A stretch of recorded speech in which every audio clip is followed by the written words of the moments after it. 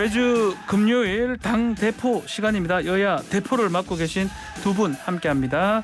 홍문표 국민의힘 의원님 또 노웅래 더불어민주당 의원님 나오셨습니다. 안녕하십니까? 안녕하세요. 네, 안녕하십니까? 예. 자, 수도권은 비는 잠시 잦아들었지만 어제 같은 경우는 충청도하고 전북 지역에 지금 그렇죠. 비가 많이 내렸습니다. 네네. 지역구가 지금 충청, 홍성 그쪽이잖아요. 예산, 홍성 예산. 네. 비가 좀 피해가 어땠습니까?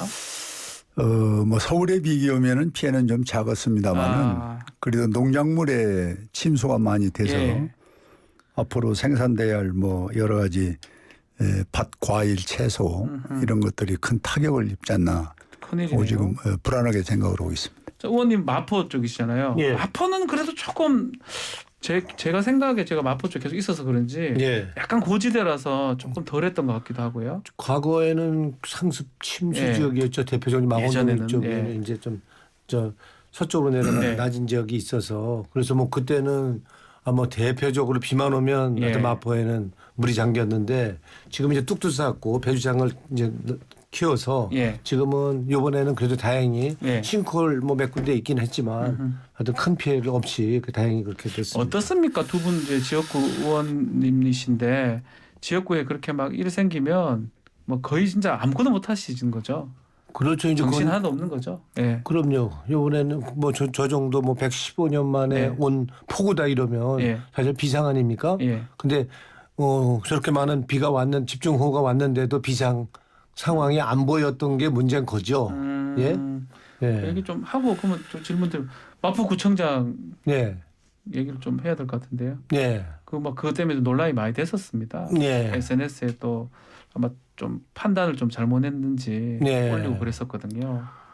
그러게 뭐 호사다마라고 그럴까요? 하여튼 본인은 잘해보려고 이제 계속 뭐 8시 반인가 9시까지 일을 하다가 네. 저녁도 못 먹고 예. 이제 잠깐 나가서 밥 먹으러 나갔다는 건데 예. 나가서 이제 배고픈 김에 밥 먹었는데 그걸 이제 그걸 올리지 않았으면 뭐 사실 그렇죠. 문제가 안 되는데 네. 올려서 이제 비가 지금 폭우가 쏟아지고 있는데 나는 뭐 V자를 하고 뭐 그럼요. 이제 그런 게 이제 국민들 보기에 너무 한가롭게 보이는 거 아닙니까? 네. 우리 공직자들이 네. 우리는 뭐 비가 오면은 진짜 무한 책임을 지는 자세로 긴장하고 비상 상황에서 좀 대처해야 되는데 그런 면에서는 국민 눈높이에 너무 안 맞았던 거죠. 알겠습니다. 좀 더 얘기를 좀 나눠보면 이번에 뭐 정부라든지 또 지자체라든지 대응 자체를 총평을 좀 해주면 좋을 것 같습니다. 홍 의원님께서 네. 보셨을 것 같은데요. 이번 참 근래 보기 드문 폭우였기 때문에 네. 또 우리가 생각했던 것 외로 이번 이 비 피해에 대해서 참 고인이 되신 분들이나 네. 또 유가족 또 재난의 피해 참 모든 분들에게 참 사죄를 드리고 싶고 죄송하다는 말씀을 먼저 드리고요. 이제는 우리나라도 기후변화 중심에 와 있기 때문에 이제 여기에 대한 대책이 아주 촘촘하게 돼야 된다. 만들어지지 않으면은 언제든지 당할 수 있는 일이다. 네. 그래서 이번에 큰 교훈으로 삼고 뭔가 거기에 대한 대책을 정부 여야 할 것 없이 저는 지금이라도 손발을 맞춰서 그 문제에 대해 대책이 만들어져야지 그렇지 않고 이거를 서로 난타전만 하고 가면은 결국 국민 피해고 국력 소모거든요. 그렇죠. 그래서 이번에는 이걸 큰 교훈 삼아서 정부 그리고 여야가 진짜 이 기후변화 대책 이변 지금과 같은 상황 이걸 어떻게 할 것이냐 하는 데에서 초점을 두고 늦게라도 저는 지혜를 좀 모았으면 하는 것이 제 생각입니다. 네, 아주 뭐 좋은 말씀 주셨는데 우리 노웅래 의원님께서는 어떻게 보십니까? 예, 뭐 하여튼 우리가 이제 대처는 이제 그렇게 가야 되는데 앞으로 가야 되는데. 실제적으로는 집중호우가 내린 이거에 대한 대처를 보면은 사실상 이거는 한마디로 좀 아마추어 정권 우왕좌왕 갈팡질팡 그 자체였다. 그 총체적인 난맥상 이게 이제 새로운 정부 100일도 안 된 상태에서 생겼다는데 이게 큰 문제가 있는 거고요. 네. 이게 비가 많이 온 건 사실이죠. 뭐 1시간에 100mm 넘는 이런 기록적인 폭우가 온 건 사실이지만 지금은 옛날처럼 예보가 그냥 대충 그냥 감자머서 하는 예측이 아니고 과학적인 예측이 되는 거 아니에요? 그렇죠. 그러니까 이게 비가 이렇게 집중 폭우가 온다는 것이 예상이 됐었던 거고 그래서 이 예측 가능한 과학적인 예보에 의해서 예측이 가능했던 재난이죠. 네. 예? 그런데도 방비가 전혀 거의 안 됐던 거고. 그러니까 뭐 이게 재난에 대비한 뭐 시스템이나 이 컨트롤 타워가 보이지 않았던 게 문제라고 보이는 거고요.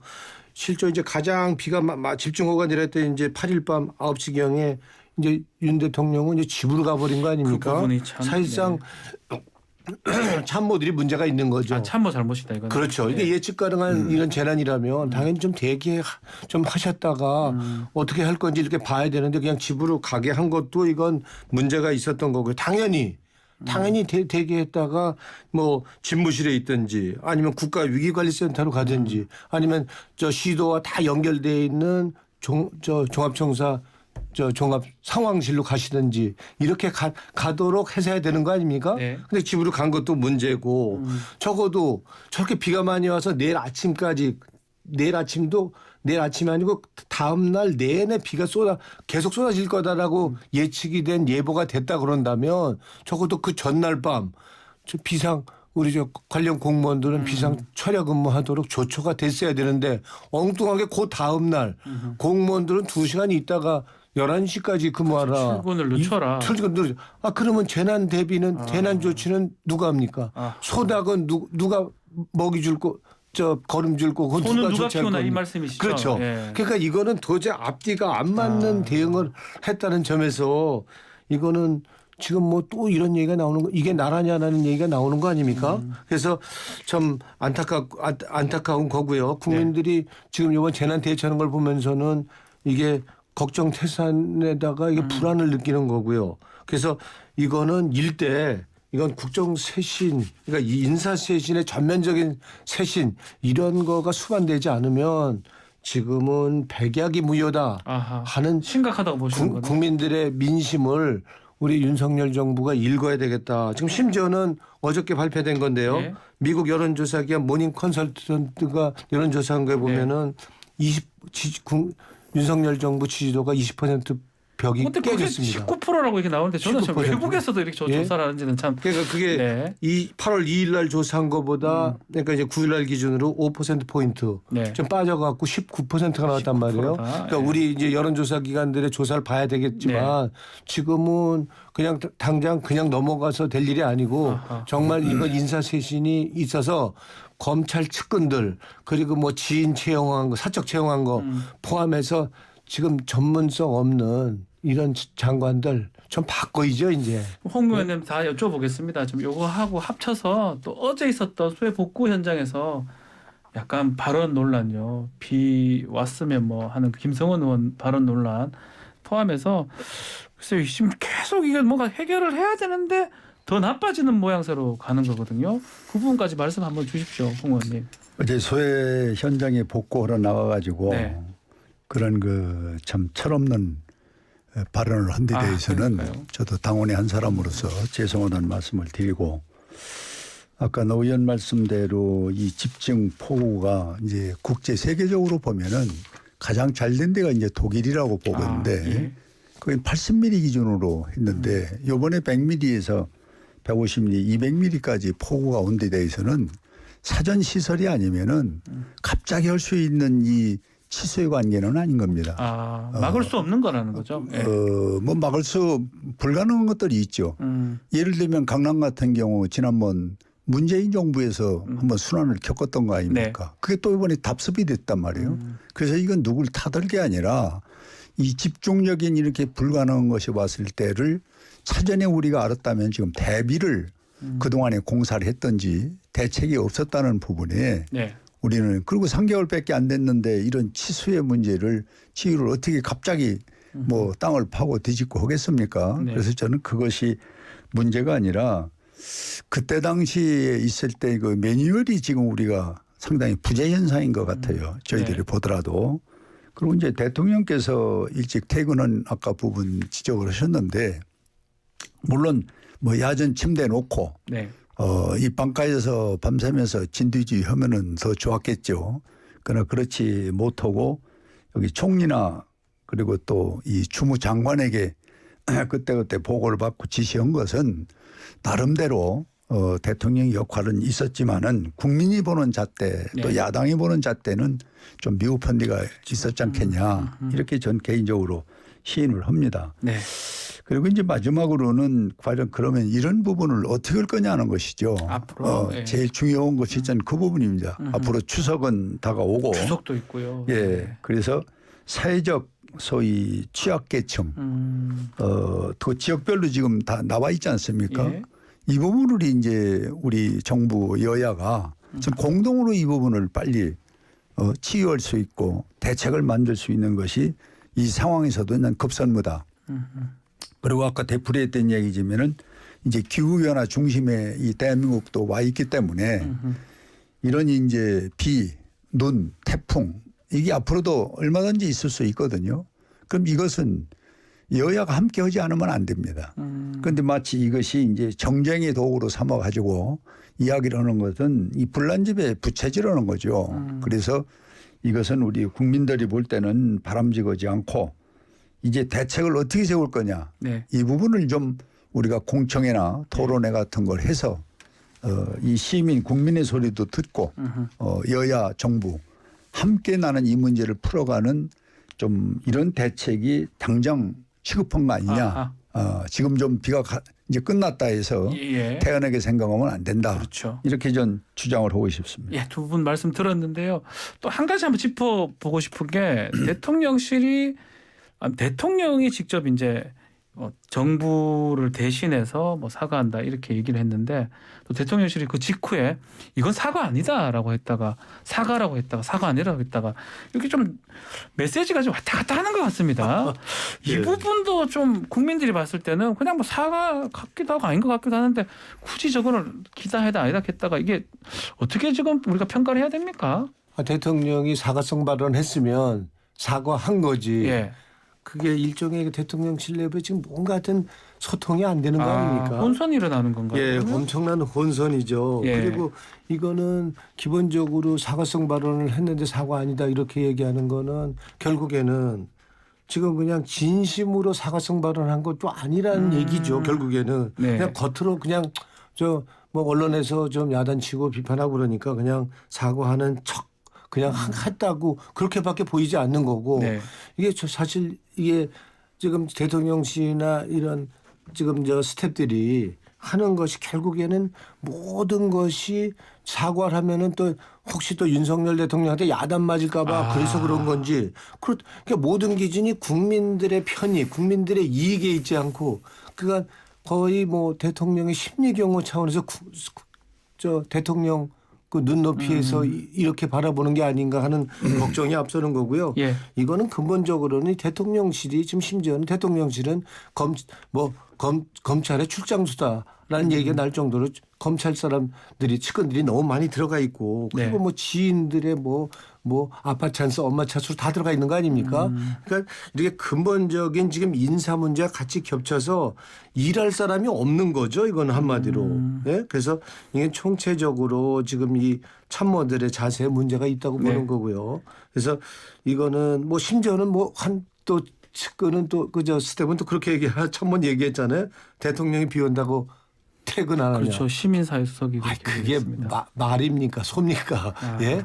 그러면 누가 퇴근하지 말입니까? 말라고 막걸리입니까? 했습니까? 이렇게 막걸리도 아니고. 예. 그래서 이런 식의 접근, 네. 이런 식의 국민은 안중에도 없고 예. 그냥 대통령의 심리만 생각하는 이러한 접근들을 한다 그런다면 이렇다면은 이건 해결책이는 없다고 봅니다. 그래서 하여튼 주변부터 내가 보기엔 점검을 이건 해야지. 그렇지 않으면 이게 일할 사람들이 제자리에 안 가 있는 거죠. 예? 홍부위원님도 문제 비슷하게 많다고 보시는 겁니까? 이 문제는 예. 작은 것 같아도 예. 상당히 큰 문제입니다. 큰 겁니까 이게? 왜 그러냐면은 이 분명히 대통령께서 고인 유가족 국민에게 사과를 육성으로 직접 했거든요. 예. 그랬는데 이거를 비서실에서 논란을 하고 기다 아니다 하고 얘기를 했다면은 예. 이건 분명히 색출을 해서 문책을 해야 돼요. 왜 그러냐. 대통령의 진정성을 희석을 시켰고 두 번째는 국민한테 불안을 준 거거든요. 네. 대통령이 직접 육성으로 사과를 했는데도 그것이 기냐 아니냐를 얘기를 거기다 덧붙인다는 거는 이건 크게 잘못된 거죠. 그래서 이것은 분명히 책임을 물어야 된다. 책임을 물어야 된다 이거는. 이렇게 엄하게 나가야 되고 네. 이제 다시 또 말씀을 드립니다마는 어쨌든 대통령은 국가의 모든 재난과 국민의 생명을 지키는 네. 가장 최고의 책임자이기 때문에 네. 이번 일에 대해서 2번씩 사과를 한 거와 마찬가지로 국민이 전 그렇게 받아줬으면 좋겠고 이제 다시 반복되지 않는 그 시스템 정비 그게 저는 여야가 함께 네. 해야 할 일이다 하는 것을 자꾸 감조를 드립니다. 근데 이 사과 그 번복이 아마 대변인이 강인선 대변인이 한 걸로 알고 있거든요. 그런데 지금 경질이 되는 거 아닙니까? 어제도 제가 예. 그 문제에 대해서 오늘 방송 때문에 예. 물어봤더니 아닙니까? 뭐 약간의 뭐 전가랄까 확실하지 않은데 예. 이건 내부적으로 찾아서 찾아야 된다. 이거는. 이건 아주 분명히 여기에 대한 책임을 물어야 됩니다. 또 어쨌든 간에 그게 지금 말이 안 맞다는 거죠. 대통령이 맞죠. 얘기했는 거를 뭔 건방지게 번복을 시키냐 이런 뜻이. 아니 대통령 얘기를 인용을 했다든지 그렇죠. 누구 대신 좀 해라고 했다면은 예. 대도고락이 있으면 혹시 오해가 있을 수 있는데 그렇죠. 이건 육성 나온 건데. 직접 육성으로 했잖아요. 나온 건데. 근데 예. 그걸 거기서 또 변색을 해갖고 얘기를 하면은 그건 말이 안 되죠. 영이 쓰지도 않는 것이고. 예. 심각하네요. 얘기를 들어보니까요. 알겠습니다. 자, 오늘 강복절 특사 이제 나온다고 하는데 정치인들이 빠진 것 같습니다. 특히 MB 전 대통령이라든지 뭐 김경수 전 지사라든지 빠진 것 같은데 글쎄요. 홍준표 시장 같은 경우는 좀 대사면 하는 게 좋지 않냐 여러 얘기를 하고 있거든요. 두 분은 어떻게 보십니까? 사면 어떻게 가는 게 맞는지 보십니까? 우리 뭐 대통령이 사면하면은 그냥 우리는 뭐 대기업 재벌 회장들 네. 이름 나오고 유명 정치인들 이렇게 봐주는 거 이런 식으로 했던 거 아닙니까? 예. 약간 뭐 사면도 빈익빈 부익부라고 하는 것도 난 이건 문제가 있다고 보는 거고요. 네. 지금 대우조선 파업 사태만 해도 이게 뭐 250만 원 받는 분들이 전에 깎인 임금 좀 달라고 했다고 해서 엄정한 법 집행 얘기하고 네. 공권력 투입한다고 하고 8천억 손해배상 청구하는 그렇게 하는 엄정한 법 집행이라면 네. 어떻게 이런 식의 사면 논의가 되는지 저희는 이거 이제는 이거 끝내야 된다. 예? 그래놓고선 지금은 뭐 경제기회에다 기여했다, 사회기여했다고 사면 복권을 해주자고 하는 거 아닙니까? 그래서 벌써 일부 이제 뭐 보수 언론 이런 쪽에서는 이재용 회장 이제 경제 나와야 경제 산다 이렇게 하는 예. 거고요. 그리고 이재용 회장이 왜 들어갔는지에 대해서는 그냥 얘기가 없이 그냥 무조건 나와야 된다, 경제 살려야 된다 이런 식의 우리가 그냥 무조건 봐주기, 예? 힘 있는 사람들 봐주기 이런 사면은 난 이제는 끝내야 된다라고 보는 거고요. 더군다나 지금 이재용 회장 어떻게 됐습니까? 뇌물죄로 들어갔다가 국정농단에 부역한 거 아닙니까? 네. 징역 2년 6개월 받았다가 형의 60%만 살고서 가석방된 거죠. 그것도 사실은 형기 80% 살아야지 가석방되는 했는데 기준까지 바꿔서 봐준 거 아닙니까? 네. 그 아버지 이건희 회장은 뭐 더 알죠. 배임 조세 포탈로 회사 날에 수천억 피해를 끼쳤는데 집행유예 받았죠. 감옥도 안 갔습니다. 예, 교도소도 안 가고 형 집행된 지 4개월 만에 나오고 이런 식의 무전유죄 유전 무죄 뭐 이런 식이라면 난 이거는 이제는 이 대통령 마음대로 정권 마음대로 하는 이 사면 이제는 봐주더라도 정상 참작을 하더라도 좀 기준을 갖고 했으면 좋겠다. 예. 그래서 생경 같은 이 안타까운 이제 사연에 좀 집중하는 사면. 아하. 전 이런 게 돼야지 윤석열 대통령이 말씀하시는 법치주의, 상식 이게 바로 서는 거 아닙니까?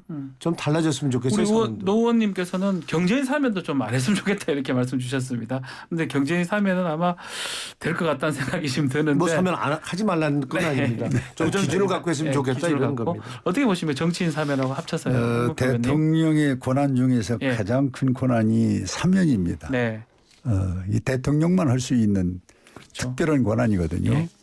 이 권한을 이번에 8월 15일 날 행사를 어디까지 할 것이냐. 네.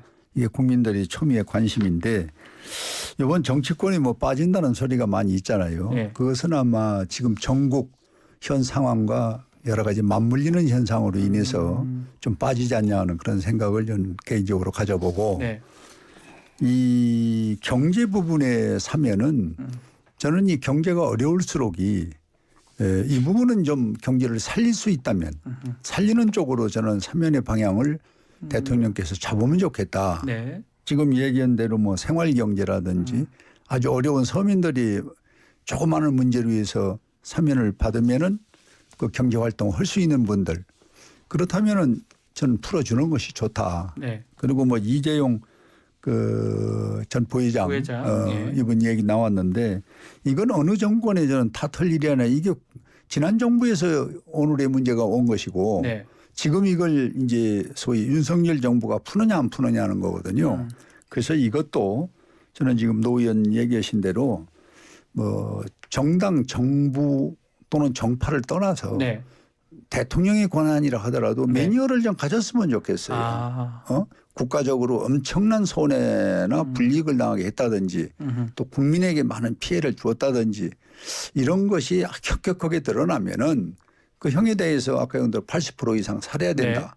네. 이걸 엄격한 잣대를 두고 그렇지 않고 뭐 국익을 위해서는 네. 참 열심히 했는데 어찌 하다 보니 법적 문제가 있었다든지 이런 것은 좀 국가가 좀 면밀하게 검토를 해서 네. 이 경제가 살릴 수 있다면 살리는 방법이 하나가 사면에 됐으면 좋겠다. 네. 그런 생각을 갖습니다. 네, 법무부 오늘 특별 사면 발표가 오전 11시 30분에 있습니다. 좀 지켜보기로 하고 글쎄요 뭐 경제인 정치인 어느 정도 포함이 되는지 아마 좀 지켜봐야 될 것 같습니다. 자, 각 정당 얘기를 좀 더 해보겠습니다. 지금 특히 국민의힘이 비대위 구성 속도를 내고 있는데 가장 눈에 띄는 부분 중에 하나가 권성동 원내대표가 당연직이니까 비대위에 들어가야 되냐 말아야 되냐 여러 가지 얘기가 있습니다. 특히 윤핵관은 이선으로 후퇴하라 이 얘기도 있고요. 저희 나경원 전 의원하고 얘기를 좀 했는데 나경원 의원은 권성동 원내대표 나오려면 최소한 재신임이나 이런 어떤 뭐 기본적인 절차는 좀 있어야 되는 거 아니냐 이렇게 또 얘기를 하시더라고요. 이 문제는 어떻게 해야 되는 것도 현역 의원이시기도 하니까요. 네. 참 민감한 문제죠. 예.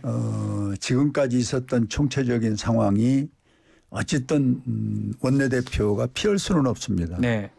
이제 책임을 져야 되는데 어떻게 질 거냐 하는 부분은 제가 지난번 이 방송에서도 나와서 네. 이준석 대표는 국민에게 대사과를 하고 예. 새로운 방향으로 정치를 해야 된다는 것이었고 그 말씀하셨습니다. 예. 또 윤핵관은 뭐 누구를 막론하고 일선에서 좀 한 발짝 뒤로 물러서라 네. 이런 주문을 했었는데 그 뒤에 많은 파장이 있었어요. 네, 맞습니다. 뭐 그러나 전 지금 그걸 돌이켜 봐도 그 얘기는 역시 제가 잘한 것이다 이렇게 생각을 갖고 있고 네. 지금 권 대표의 이제 거취 문제는 저는 그래도 우리가 지금 갖고 있는 기구 중에 쉬우면서도 최종 결정할 수 있는 거는 원내 우리 소위 쉽게 바꾸기 어렵다는 거죠 원내대표. 아니 의원총회입니다. 의원총회 원내대표가 이제 책임을 의원총회에서 지니까. 예. 의원총회에서 재신임이라는 걸 우리가 과거에도 물은 적이 있어요. 어려웠을 때 또 돌파하다가 좌절된다든지 능력이 부족하면은 내가 더 해야 되냐 안 해야 되냐 그러면은 의총수 물어봤어요. 그 의총에서 힘을 실어주면은 했고 의총에서 어렵다 그러면 스스로 그만두고 그런 예가 있었거든요.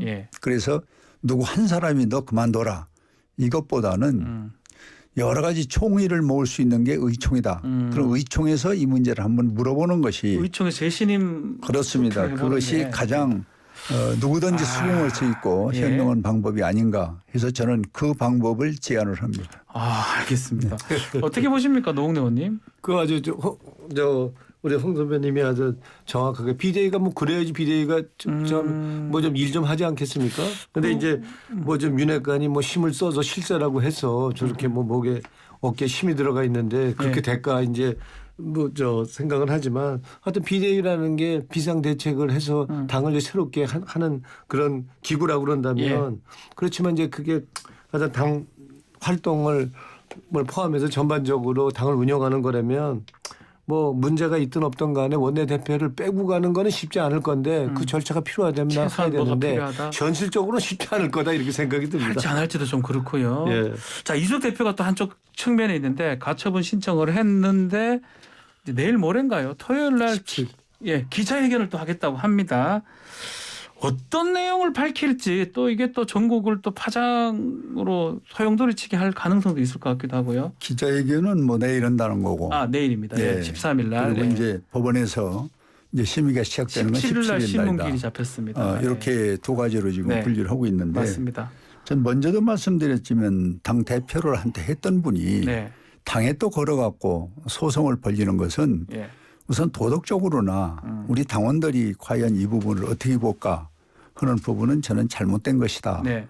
이렇게 말씀을 드리고 싶고 특히 나는 이준석 대표는 또 정치할 수 있는 기회가 있거든요. 제가 좀 극단적인 표현인데 예. 김대중 대통령 같은 경우도 사형 선고 받고도 대통령을 했습니다. 이번에도 이 일을 받아들이고 네. 자기가 만들었던 당의 윤리위원장 거기서 결정된 사항을 안 받아요. 그것도 거기 이름이 성접대인데 네. 그런데 돌아다니면서 이제 뭐 노래하고 춤추고 좋은 음식 먹고 그거를 광고 삼아서 하는 이런 정치는 저는 젊은 정치로서는 아주 저는 바람직하지 않습니다. 아하. 이 젊은 정치의 핵은 정책을 만들어내서 젊은이들에게 예산을 주고 이럴 수 있는 공간을 만들어주는 게 청년 대표가 할 일인데 네. 나는 이준석 대표가 청년 정치의 실패라고 보는 거예요. 그래서 저는 이준석 대표가 지금이라도 저는 중단을 했으면 좋겠고 그리고 우리 당에서는 다음 기회에 또 이 규제 6개월에 풀려서 네. 정치를 한다고 하면은 예. 당연히 받아야죠. 받아줘야 된다. 이렇게 해서 뭔가 본인도 양보하고 당도 좀 지혜로운 방법으로 가는 것이 저는 좋겠다 이렇게 생각을 갖습니다. 그런데 오늘인가 어젠가요? SNS 또 글을 남겼어요. 이준석 대표. 쌓는 건 2년, 무너지는 건 2주 이래가지고 건물 무너진 거 그거를 또 사진 딱 해가지고 또 남겼거든요. 막 홍문표 의원님 생각하고는 달리 갈 가능성이 높아 보이는데요. 그냥 그러니까 직진할 것 같습니다. 그 부분에 제가 뭐 답이 되지는 않겠지만은 네. 예. 이건 오기로 하는 겁니다. 오기다. 오기. 예. 이 오기 정치가 이게 결국은 실패하는 거죠. 이번에 만약에 이 법원이나 이 검찰이나 경찰 조사가 별거 아니다 해도 네. 지금 그 자화상의 얼굴로 어떻게 당해와서 또 뭘 하겠습니까? 좀 양보하고 지혜로운 차선책을 마련하는 것이 저는 현명하지. 그 싸워서 이겨가지고 내가 뭐 장군 나온 다시 컴백을 하겠습니까? 네. 그건 그렇게 되는 게 나는 아니라고 보기 때문에 네. 이번에 양보하면은 네. 다음 기회가 전 있다고 봅니다. 네. 노웅래 의원님 어떻게 보십니까? 그래도 뭐 정치 후배이기도 하고 또 당 상대당의 대표였기도 하고요. 뭐 지금도 대표죠. 사실. 문제긴 하지만 가처분 결과에 뭐 두고 봐야 되는 건데 이게 당내 문제이기 때문에 이제 그렇게 뭐 판단을 법원에서 그렇게 어떻게 할지 아마 그렇게 가능성이 많지 않을 수는 있겠다 이런 생각은 드는데 지금 이거 자체 이런 사건이 정말 이거 뭐 새 토픽값 아닙니까? 그 저 여당 대표가 성상납 의혹을 받고 있다는 것서부터 해서 여당 대표가 윤리위 회부에서 징계를 받았다는 것도 이게 있을 수 없는 일이고요. 그리고 지금 결과적으로는 대선 승리의 자자 1등 공신인데 이걸 그냥 한 방에 이게 팽을 시키고 이렇게 하는 것도 이 우리 정치 문화 예측 가능한 정치 공정하고 투명한 정치라는 측면에서 봐도 이건 참 이 상황 자체가 국민들이 보기에는 참 우리 정치를 어떻게 보겠습니까? 그래서는 지금 이 정치 구도 자체가 이 지금 새로운 지금 정치로 가기 위한 어떤 마지막 몸부림 이제 그런 거라고 보이긴 하지만 참 모양상으로는 이건 아니다라고 보입니다. 그래서 지금 우리 홍문표 어떤 식으로든 의원님께서 이준석 이 청년 정치 실패했다라고 이렇게 좀 진단을 하셨는데 어떻게 보시는지 궁금하고. 청년 정치 지금 위협을 받고 있는 거죠. 민주당도 청년 정치 또 똑같은 과제가 있잖아요. 어떻게 좀 보십니까? 뭐 생물학적으로 젊다는 것만 갖기 청년 정신이 중요한 거지. 그저 생물학적 나이가 젊다고 그래서 그게 청년 정치가 되는 건 아니죠. 그런 측면에서 이제 이제 정치가 이제 새롭게 바뀌고 온전하게 국민의 뜻을 받드는 그런 정치로 가려고 그런다면 이 정치 구조서부터 바뀌는 노력이 여야 국회에서만 좀 돼야 된다 이렇게 봅니다. 다 필요하다 이 말씀이네요. 자, 다음은 민주당 얘기도 좀 넘어가겠습니다. 지금 전당대회가 지금 한참 진행 중인데 그 이른바 이재명 후보의 사법 리스크 논란 중에 어제 보도에 따르면 이 변호사비 대납 관련해서 이 쌍방울 그 그룹의 계열사가 이재명 의원의 변호인 계좌로 20억 원 넣었다는 보도가 나왔습니다. 이 문제도 한번 얘기를 한번 나눠보죠. 우리 농내원부터 얘기를 좀 들어볼까요? 그러게 뭐 수사 중인 거라 수사 중이니까요. 수사 중인 거라 내가 뭐라 얘기할 수 없지만 지금 이제 국민들 보기에는 이게 대선이 끝나면 보통 대선 끝나면 서로 양쪽이 소치하도 하고 예전에는 그런 관례가 있었던 것 같은데요. 그게 이제 금도죠. 그 이제 통합의 정치 이제 새롭게 정치를 하기 위해서는 기본 이제 그렇게 하고 일종의 대선 후보 상대방 진 후보한테 대해서 그리고 전임 대통령에 대해서 이 칼을 들이대고 이런 거는 없었던 건데 지금 우리 정치가 어떻게 야박해졌는지 지금 거꾸로 가고 있는 거거든요. 그러니까 정치 보복으로 보이는 거고요. 야당 탄압하는 것처럼 보이고 이렇게 되는 거는 그거는 새 정부의 앞날을 위해서도 바람직하지 않고요. 그러니까 이렇게 그러면 윤석열 대통령이 얘기한 대로 이거는 통합과 협치 결코 아닙니다. 그래서 지금 방향 잘못 가고 있는데 다시 반대로 백으로 가야 된다는 이렇게 봅니다. 요 건 자체는 아마 국민의힘이 고발한 건 아닙니다. 아마 시민단체에서 고발한 걸로 알고는 있는데 글쎄요. 그 큰 금액이 지금 들어갔다. 뭔가 좀 확인됐다라고 하면 이게 좀 문제점이 될 것 같긴 합니다. 그 홍문표 의원님께서 어떻게 보십니까? 저는 이 부분에 대해서 이 강론을 갖고 이 큰 원칙의 문제를 지금 이야기하는 건 안 맞는다. 무슨 얘기냐. 지금 이재명 지금 의원께서 지금 7가지의 지금 의혹을 받고 있잖아요. 그중에 가장 큰 것이 지금 이재명 의원이 측근이라고 하는 사람 4분이 자살을 했어요. 이거 전부 이건 전부 자기하고 관계없다고 했는데 관계없다고 그러니까 국민들이 더 의심을 하는 거예요. 최근에 자살하신 그 부인의 운전했었던 분 그것도 자기하고 관계없고 나는 전혀 모르는 사람이라겠는데 또 옆집에 아파트 얻어놓은 것도 전혀 모르는 거라고 했는데 전부 사실로 이게 드러나니까 이재명 의원에 대해서 더 많은 국민들의 의혹을 갖는데 더 안타까운 것은 저는 대선에서 어쨌든 패했지 않습니까? 또 지방선거에서 패했잖아요. 그 자기만 살자고 인천에 가서 국회의원 되고 또 당대표 나오고 거기다가 또 뭐 당원 80조를 고쳐서 기소 부분도 이제 없애겠다고 하면은 이건 북한도 이렇게 못할 거예요. 너무 이거는 야욕이고 독선적이고 이래가지고 과연 국민한테 민주주의 또 이 민주주의 정당이라고 할 수가 있겠어요. 그래서 저는 지금 뭐 대납을 뭐 얼마 했느니 이거는 조그마한 강론이다. 뭐 털 같은 기세 정치 얘기는 한 거고 이 몸통의 얘기가 이거 풀어져야 됩니다. 그렇지 않고는 어떻게 뭐 야당이든 여당이든 당대표 할 수 있어요. 저는 이 부분이 해결돼야 된다. 이걸 좀 끝까지 주장하고 싶습니다. 노웅래 의원님 말씀 듣고 마무리를 하도록 하겠습니다. 이 부분 전당대회하고 민주당 상황 한번 짚어주십시오. 홍문표 의원 얘기 또 반박해 주셔도 되고요. 지금은 우리 전당대회가 지금 사실상 대세로 이재명 후보가 거의 대세로 돼 있는 거 아닙니까? 그래서 지금 뭐 단일화를 한다 뭐 얘기도 있지만 단일화를 한다고 해도 이 지금 뭐 대세를 바꾸기는 역부족이라고 보이고요. 지금 상황에서는 뭐 2등, 3등이 중요한 건 아니고 이제 새로운 민주당으로 국민에 당화가는 민주당으로 그래서 그렇게 바뀌기 위해서 어떻게 우리가 이제는 초심을 갖고 서민과 중산층을 위한 정당으로 이제 변하느냐. 그래서 우리가 이념 편향적, 이념 과잉적인 거 이런 거를 이제 그 색을 빼고 운동권 정당이 아니다 이제는 이제 실사구시하는 민생 정당이다 하는 이렇게 가는 노력을 구체적으로 하는 게 이제 과제다 이렇게 봅니다. 그 당원 80조는 개인적으로 어떻게 보십니까? 당원 80조는 그건 별 문제 없다고 봅니다. 그거 뭐 그렇게 논란이 될 게 없습니다. 그거 뭐 우리가 부정부패 비리에 대해서 일벌백계 하겠다는 조항이고요. 그 뒷조항에 보면은 정치 탄압 같은 하는 경우에는 예외로 한다 이렇게 예외 조항을 뒀어요. 그래서 만약에 지금 이재명 후보 문재인 대통령에 대해 정치 보복을 하려고 야당 탄압을 하려고 그런다면 그거는 당대당 차원에서 국민의 이름으로 투쟁해서 그걸 극복해야 될 문제지 이렇게 무슨 뭐 이 조항과 관련해서 우리가 뭐 논란을 빚을 그런 사항은 아니다. 저는 그렇게 봅니다. 네, 알겠습니다. 자, 오늘 당대표 시간은 여기서 마무리를 하겠습니다. 국민의힘의 홍문표 의원, 더불어민주당의 노웅래 의원 함께했습니다. 감사합니다. 네, 감사합니다. 고맙습니다.